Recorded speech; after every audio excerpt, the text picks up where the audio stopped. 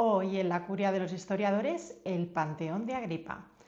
Tanto si habéis estado en Roma como si no, seguro que conocéis este templo, ya que es uno de los mejores conservados del mundo.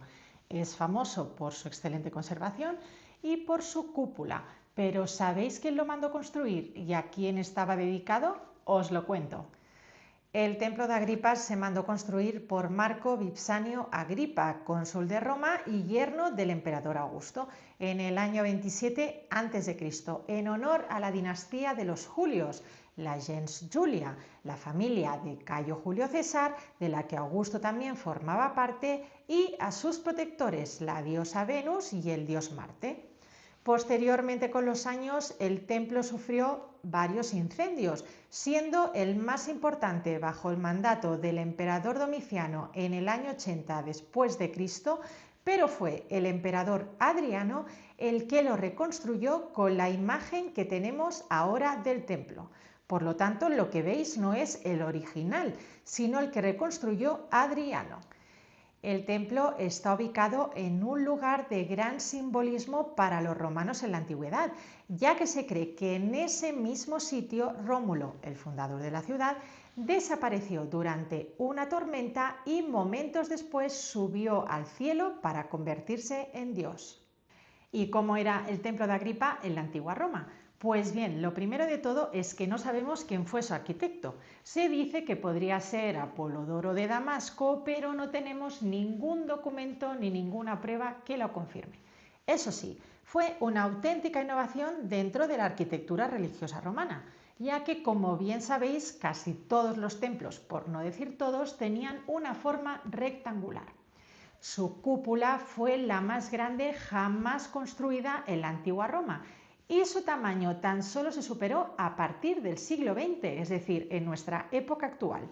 La cúpula estaba cubierta por tejas de mármol y bronce, por lo que con la luz del sol brillaba en toda la ciudad. Una de las características de la famosa cúpula es su óculo de 9 metros y aunque parece que puede estar puesto ahí porque sí, pues no, tenía un motivo. Bien, más que un motivo, varios motivos. Os lo cuento. El motivo principal de la construcción del óculo de 9 metros en la cúpula era para que la luz del sol pudiera entrar de manera que el templo no tuviera que ser iluminado durante el día con antorchas o puntos de fuego como sucedía en los otros templos, por lo que tan solo tenía que ser iluminado por la noche.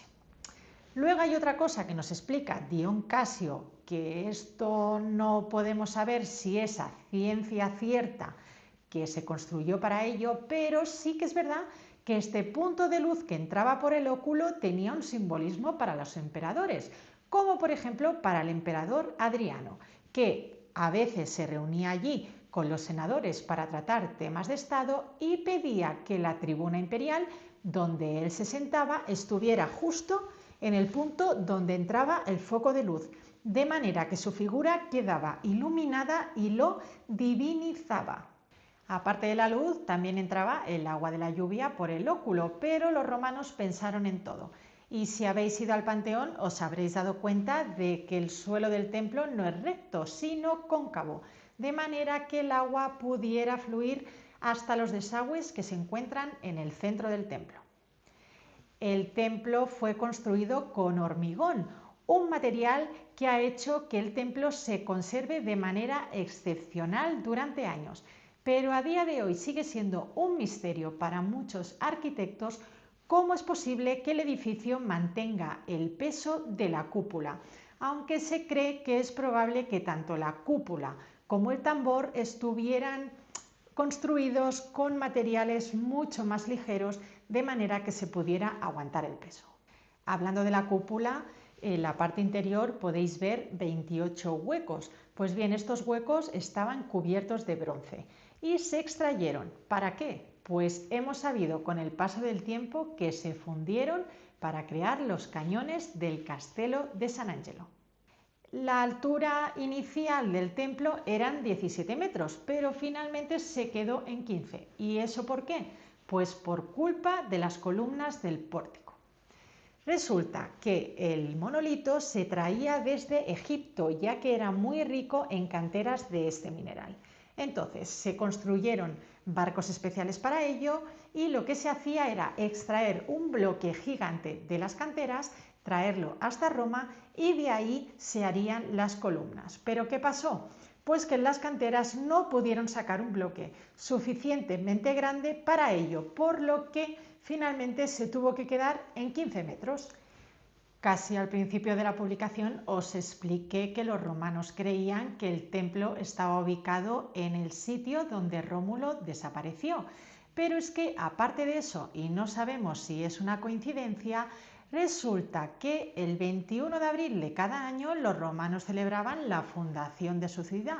Pues bien, el 21 de abril el sol se proyectaba directamente hacia la puerta del templo. ¿Y qué sucedía? Pues que justo en ese momento en el que había el foco de luz, el emperador entraba en el edificio. ¿Y eso qué hacía? Pues una vez más bañarlo de luz, divinizarlo y demostrar que él era el centro del imperio.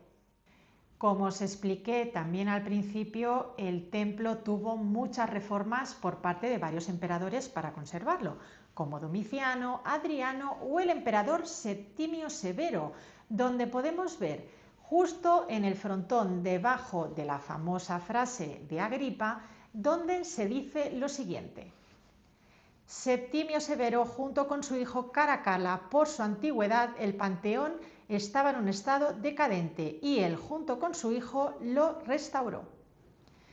Esta frase lo que hace es conmemorar la reforma que hizo dicho emperador junto con su hijo Caracalla en el año 202 después de Cristo. Tenéis que saber que el emperador Adriano, del cual hablaremos otro día porque es un personaje muy interesante, era un emperador muy modesto. Cuando mandaba construir un templo o cualquier edificio, no quería que se pusiera su nombre y que se relacionara la construcción con él. Por lo que, cuando reconstruyó el Panteón, no quiso que se le relacionara. Es por eso que dejó en el frontón del templo el nombre de Agripa, recordando a todo el mundo que fue el cónsul romano el que lo mandó construir. Y ahora os voy a explicar qué dice la famosa inscripción que hay en el frontón, que todo el mundo conoce. Primero de todo tengo que decir que el bronce de las letras no es original, es decir, las letras romanas, su tamaño y su forma es original, pero no el bronce, ya que como sabéis el templo ha sufrido muchísimas reformas y no se ha podido conservar. Si fuera original, el bronce sería dorado. ¿Y qué es lo que dice la inscripción? Pues dice lo siguiente: Marcus Agrippa Luci Filius consul tertium fecit. Marco Agripa, hijo de Lucio, cónsul por tercera vez, lo construyó. Y esta frase confundió durante muchos siglos porque se creía que Agripa era el nombre del arquitecto, como hablábamos al principio, pero no. Agripa fue quien lo mandó construir y quien lo pagó. A partir del año 608 después de Cristo, con la entrada del cristianismo en Roma, el templo se convierte en la iglesia de Santa María de los Mártires y gracias a esto se ha conservado de manera excepcional. De hecho, es el primer caso que conocemos de que un templo pagano se convirtiera al culto cristiano. Y además de todo eso, es el único edificio de la antigua Roma que se conserva de manera intacta y que ha sido utilizado en el tiempo de manera ininterrumpida. En el año 1520 falleció el famoso artista Rafael, que consternó a toda Roma, y se decidió que se le enterrara en el templo, que por cierto la tumba la podéis visitar a día de hoy. Y ese es el motivo por el que es llamado el Panteón de Agripa. Como bien sabéis, un panteón está asociado a la muerte, a tumbas, pero no era el nombre original. El nombre original era el Templo de Agripa, ya que fue construido para divinizar a dioses. Historiae amatores incuria vos expecto.